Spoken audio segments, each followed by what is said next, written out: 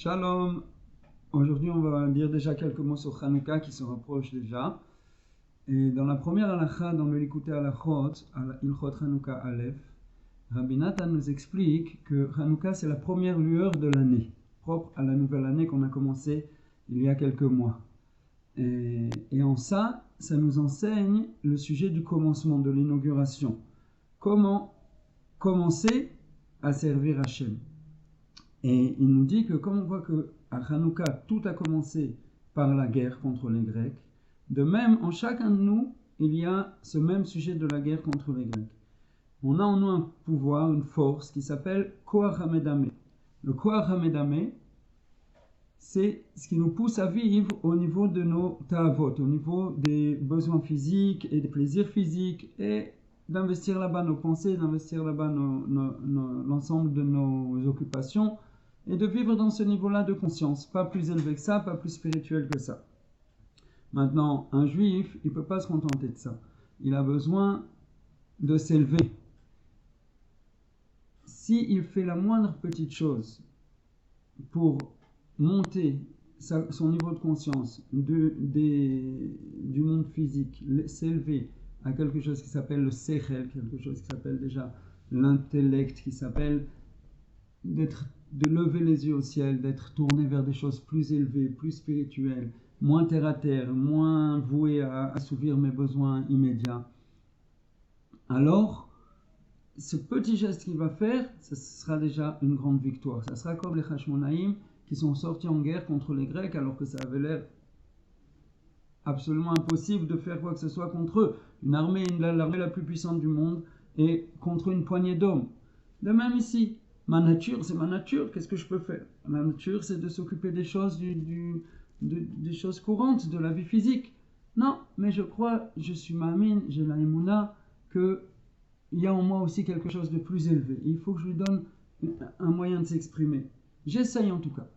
Quand on fait ça, on reçoit la lumière. Pourquoi? Parce que le sechel, les fonctions élevées de l'homme, c'est comme une lumière dans sa vie. Et c'est comme ça qu'on a eu, en réponse à la guerre de Hanouka, un miracle qui touchait la lumière de la menorah dans le Beth Amikdash.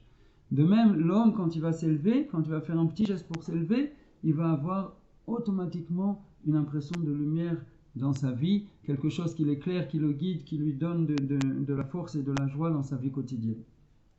Et Mamshir, il continue Rabbi Nathan, et il explique qu'on voit aussi que quand on allume les bougies, qu'est-ce qu'on fait? Le premier jour, on allume une bougie. C'est pour le miracle du premier jour. Et après, on allume 2 bougies le lendemain. Qu'est-ce que c'est les 2 bougies? La première, c'est pour le premier jour.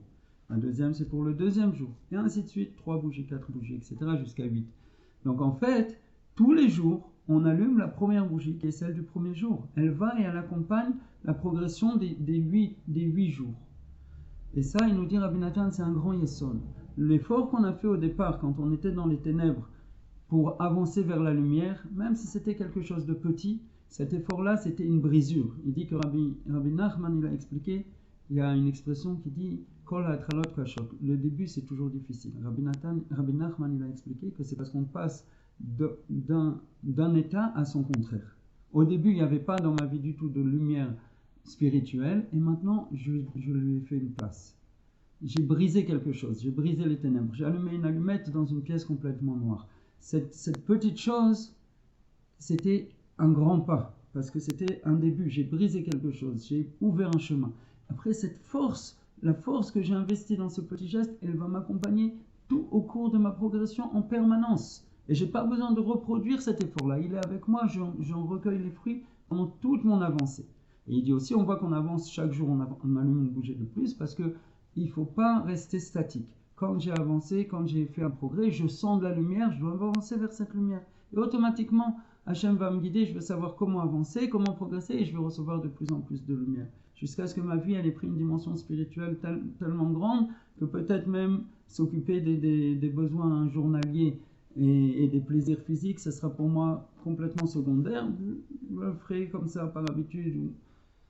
Et l'essentiel, ça sera déjà devenu cette lumière-là qui m'apporte tellement de bonnes choses dans ma vie. Donc en fait, on voit que par un petit geste, un petit effort, quelqu'un qui travaille en permanence, il court toute la journée, il est en train de penser à ses calculs, à ses sommes, combien je vais rentrer, qu'est-ce que je vais acheter, qu'est-ce que je vais dépenser, et qu'est-ce que je vais manger, etc. etc. Puis l'homme il décide, non, mais ça, je ne peux pas vivre comme ça toute ma vie. Je prends une heure, une demi-heure, un quart d'heure, j'étudie la Torah. Je fixe une chavruta avec quelqu'un, on s'assoit, on étudie la Torah. Ou bien, je m'isole un peu et je parle avec Hachem. Je vais me rappeler pourquoi je vis, quel est le sens de la vie. Un quart d'heure par jour. Ah, le Weiss, il peut faire une heure, comme Rabbi Nachman a dit que c'est l'idéal. Une heure par jour, mais c'est déjà beaucoup. Et se tourner vers Hachem et lui dire, je vois où j'en suis dans la vie, où je vais, qu'est-ce que je dois faire. Tu vois, je fais comme ci, comme ça, peut-être c'est pas l'idéal. Et ça va lui donner, non seulement ça va lui faire une pause dans sa vie de la course effrénée qu'on a après l'argent et après tous les sujets de la vie courante, mais en plus, ça va l'éclairer. Cette lumière-là, c'est la lumière de Hanouka, elle descend jusqu'aux endroits les plus obscurs. Comme on voit que la mitzvah de Hanouka, c'est dans les nuits longues de l'hiver. La nuit, on allume, dehors, idéalement, dehors devant la porte, ça veut dire à l'extérieur, dans le Rishut Arabim, là où il y a toutes sortes de choses qui se passent, etc. Dans les endroits les plus obscurs, là-bas, la lumière de Hanouka, elle arrive aussi.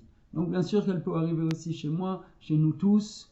Et pour ça, il suffit que je fasse un petit geste, un petit quelque chose. Et si j'arrive pas à faire, au moins je commence à vouloir. Hachem, aide-moi. Allez, va, et que je puisse réussir à faire un petit geste un peu plus élevé, un peu plus spirituel, un peu plus lumineux que toute la course effrénée de ma vie courante. Hachem Yazor, Besrout Hanouka, Besrout Atzadikim, qui ont fait tellement d'efforts à l'époque de Hanouka et qui ont mérité pour ça de réinaugurer le Beth Amikdash et de ranimer la flamme pour encore plusieurs années.